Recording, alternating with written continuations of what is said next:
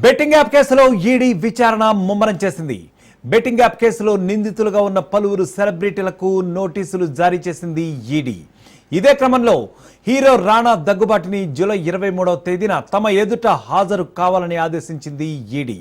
Prakash రాజ్ను July 30వ తేదీన, Vijay దేవరకొండను August 6వ తేదీన, మంచు లక్ష్మిని ఆగస్టు 13వ తేదీన విచారణకు రావాలంటూ నోటీసులు పంపించింది ఈడీ.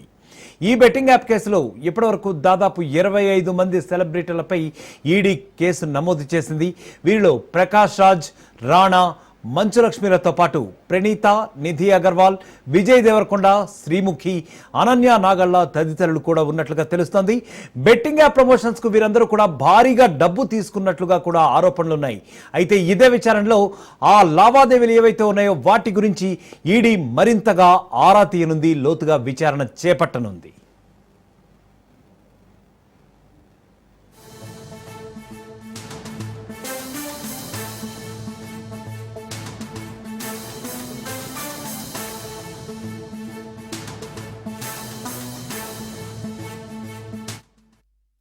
బెట్టింగ్ యాప్ కేసులో ఈడీ విచారణ మరింత వేగవంతం చేస్తున్నట్లుగా తెలుస్తోంది.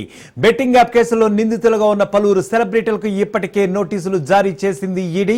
ఇదే క్రమంలో హీరో రాణా దగ్గుబాటిని జూలై 23వ తేదీన తమ ఎదుట హాజరు కావాలని చెప్పి ఈడీ ఆదేశించినట్లుగా తెలుస్తోంది. ప్రకాష్ రాజ్ను జూలై 30వ తేదీన, విజయ్ దేవరకొండను ఆగస్టు 6వ తేదీన, మంచు లక్ష్మిని ఆగస్టు 13వ తేదీన విచారణకు రావాలంటూ వివిధ రకాల డేట్స్ అన్ని కూడా అలాట్ చేసి వాళ్ళందరికీ కూడా ఇప్పటికే ఇంటిమేషన్ కూడా ఇచ్చినట్లుగా తెలుస్తోంది. ఈడీ నోటీసులు కూడా పంపించినట్లుగా కూడా తెలుస్తోంది. ఇదే బెట్టింగ్ యాప్ కేసులో ఇప్పటివరకు దాదాపు 25 మంది సెలబ్రిటీలకు పైగా కేసు నమోదైంది. సో వీరిలో ప్రకాష్ రాజ్, రాణా, మంచు లక్ష్మిలతో పాటు ప్రణీత, నిధి అగర్వాల్, విజయ్ దేవరకొండ, శ్రీముఖి, అనన్య నాగళ్ళ తదితర సెలబ్రిటీలు కూడా ఉన్నట్లుగా తెలుస్తోంది. బెట్టింగ్ యాప్ ప్రమోషన్స్ కు వీరందరూ కూడా భారీగా పారితోషికం రూపంలో డబ్బు తీసుకున్నట్లుగా కూడా ఆరోపణలు ఉన్నాయి. ఆ తర్వాత ఎప్పుడైతే పారితోషికం ముట్టిందో ఆ తర్వాత వీరు భారీగా ప్రమోషన్స్ కు కూడా పాల్పడ్డారు అని చెప్పి ముఖ్యంగా ఈడీ ఆరోపిస్తోంది.